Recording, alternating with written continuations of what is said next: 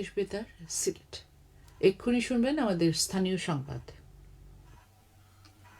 আসসালামু আলাইকুম। বাংলাদেশ বেতার সিলেট সংবাদ পড়ছি জয়শ্রী দেব জয়া।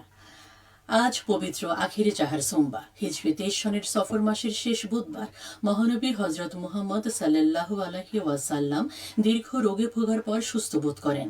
দিনটি বাংলাদেশ সহ বিশ্বের দেশগুলোয় অত্যন্ত মর্যাদা ও গুরুত্বের সঙ্গে পালন করা হয়ে থাকে।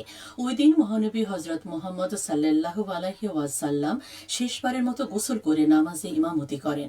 তাঁর সুস্থতার খবরে সাহাবীরা উচ্ছ্বসিত হয়ে হাজার হাজার স্বর্ণমুদ্রা দান করেন।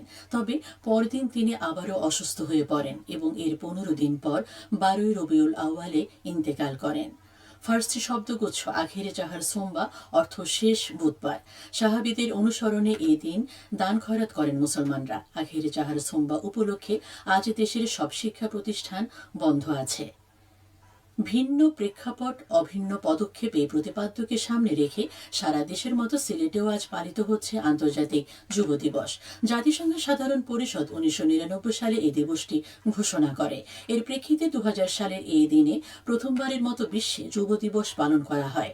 যুব সমাজের সামনে থাকা বিভিন্ন সাংস্কৃতিক ও আইনি বিষয়ের সমাধান খোঁজা এবং তাদের অধিকার সম্পর্কে সচেতনতা তৈরি করাই এই দিবসের মূল লক্ষ্য।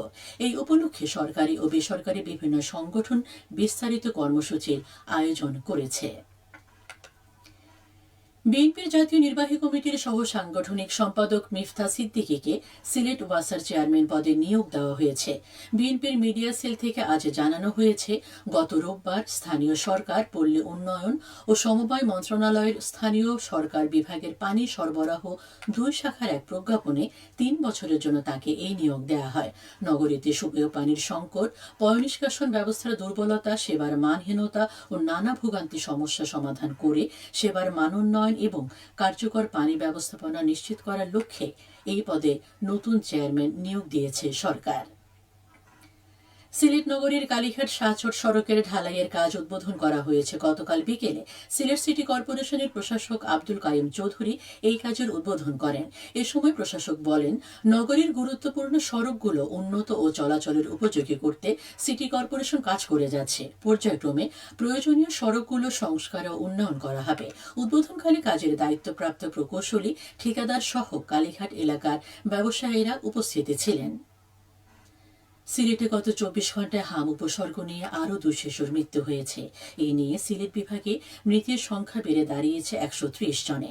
আজ স্বাস্থ্য অধিদপ্তরের সিলেট বিভাগীয় কার্যালয় থেকে এসব তথ্য জানানো হয়। বর্তমানে সিলেট বিভাগের বিভিন্ন হাসপাতালে হামের উপসর্গ নিয়ে চিকিৎসাধীন রয়েছেন 286 জন। এছাড়া গত 24 ঘন্টায় ল্যাবরেটরি পরীক্ষায় নতুন করে কেউ শনাক্ত না হলেও এই সময়ে 99 জন সন্দেহভাজন রোগী বিভিন্ন হাসপাতালে ভর্তি হয়েছেন। মৌলভীবাজারে গ্রামীণ সড়কের কোর রোড নেটওয়ার্ক সড়ক অগ্রাধিকার ও তথ্য যাচাইকরণ বিষয়ে কর্মশালা আজ অনুষ্ঠিত হয়েছে। সকালে সদর উপজেলায় এই কর্মশালা অনুষ্ঠিত হয়। এডিপির অর্থায়নে এলজিইডি এর আয়োজন করে। এতে জানানো হয়, টেকসই গ্রামীণ সড়ক উন্নয়নের জন্য জনগণের চাহিদা, অর্থনৈতিক গুরুত্ব ও দুর্যোগকালীন পরিস্থিতি বিবেচনা করে অগ্রাধিকার ভিত্তিতে প্রকল্প নির্ধারণ করা প্রয়োজন। মৌলভীবাজারের বড়লেখা ভায়া শাহবাজপুর লাতু এবং জুড়ি উপজেলার জুড়ি লাঠিটিলা মহাসড়কের 27 কিলোমিটার সড়ক উন্নয়ন প্রকল্পের কাজ এগিয়ে চলছে। এতে ব্যয় হচ্ছে প্রায় 30 কোটি টাকা। প্রকল্পের আওতায় 2টি ব্রিজ, 8টি কালভার্ট, মাটি ভরাট, রাস্তা প্রশস্তকরণ, আরসিসি ঢালাই ও পিচ সহ আনুষঙ্গিক কাজ অন্তর্ভুক্ত রয়েছে। সড়ক ও জনপথ অধিদপ্তর তা বাস্তবায়ন করছে। এদিকে হবিগঞ্জ পৌরসভার বার্ষিক উন্নয়ন কর্মসূচির আওতায় 6টি রাস্তা, ড্রেন ও কালভার্ট নির্মাণের কাজ শেষ হয়েছে। এতে ব্যয় হয়েছে প্রায় 35 লাখ টাকা। Sylhet metropolitan police commissioner Sarwar Morshed Shamim নগরীর যানজট নিরসন, নিরাপদ ও সুশৃঙ্খল সড়ক ব্যবস্থাপনা নিশ্চিত করতে ট্রাফিক বিভাগকে প্রয়োজনীয় নির্দেশনা দিয়েছেন।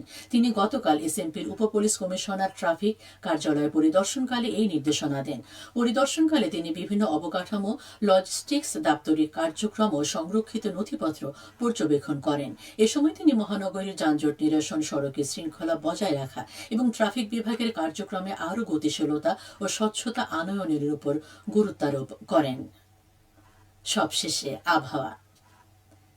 সন্ধ্যা ৬টা পর্যন্ত পূর্বাভাসে বলা হয়েছে সিলেট সহ পার্শ্ববর্তী এলাকার জন্য কোনো সতর্কবাণী নেই এবং কোনো সংকেতও দেখাতে হবে না।